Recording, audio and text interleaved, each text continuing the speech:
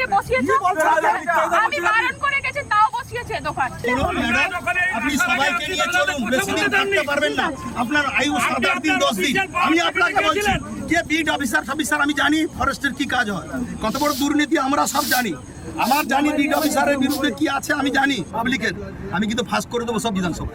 আপনি আমাকে চিনেন না, আমি ওই সমুদ্র ওসব কথা বলবেন না আপনি আমাকে। আপনার সাথেও নেই, ওদের সাথেও পার্সোনাল নেই। আমি আমার আপনি এখানে থাকবেন না।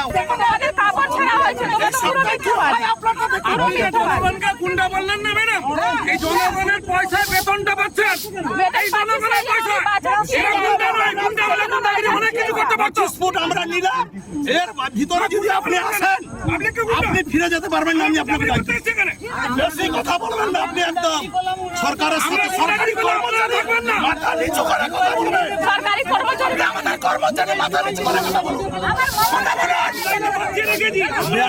বেয়াদব রেঞ্জার, বেয়াদব এর মতন কত বড় জানোয়ার, কত বড় জানোয়ার বেয়াদব রেঞ্জার আসেনি কথা। ভদ্রভাবে হবে না, যে ঠাকুর যে ফুলের সম্পদ এইসব ডাং নিয়ে পূজা করা ওখানে বুঝবেন। শুনলেন মন্ত্রী অখিল গিরির ভাইরাল বক্তব্য। আর এই ভাইরাল বক্তব্যকে ঘিরেই তোলপাড় সোশ্যাল মিডিয়া। যদিও তার এই বক্তব্য প্রথমবার নয়, এর আগেও তিনি প্রেসিডেন্ট দ্রৌপদী মুর্মুকে নিয়ে বক্তব্য দিয়েছিলেন, আর সেখানে বিতর্কের ডানা বেঁধেছিল। আবারও বিতর্কে জড়ালেন রাজ্যের মন্ত্রী অখিল গিরি। শুনলেন তার বক্তব্য, কি ভাষায় কথা বলছেন তিনি, একজন কার সাথে কথা বলছেন। রাজ্যেরই সরকারি কর্মচারী, একজন ফরেস্টার মহিলা অফিসার, আর তার সঙ্গেই তার এই আচরণ। তাকে জানোয়ার বেয়াদব বলে কটাক্ষ করলেন।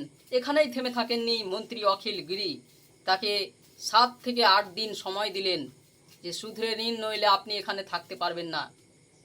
আফসোস হয় রাজ্যের একজন মন্ত্রী, অথচ তিনি জানেন না একজন মহিলার সঙ্গে কিভাবে কথা বলতে হয়।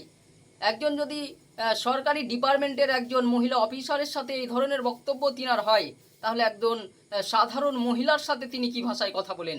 প্রশ্ন উঠছে রাজনৈতিক মহল থেকে শুরু করে সর্বস্তরে। এটাই কি চেহারা রাজ্যের মন্ত্রীর?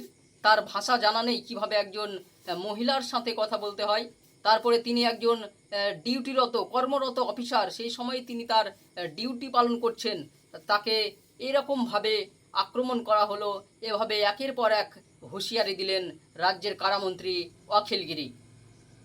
এর আগে তিনি যখন বিতর্কে জড়িয়েছিলেন প্রেসিডেন্ট দ্রৌপদী মুর্মুকে নিয়ে, সেই সময় খোদ মুখ্যমন্ত্রী মমতা ব্যানার্জি অখিল গিরির হয়ে ক্ষমা চেয়েছিলেন। তাহলে কি আরও একবার আমরা মুখ্যমন্ত্রীকে অখিল গিরির হয়ে ক্ষমা চাইতে দেখতে পাবো?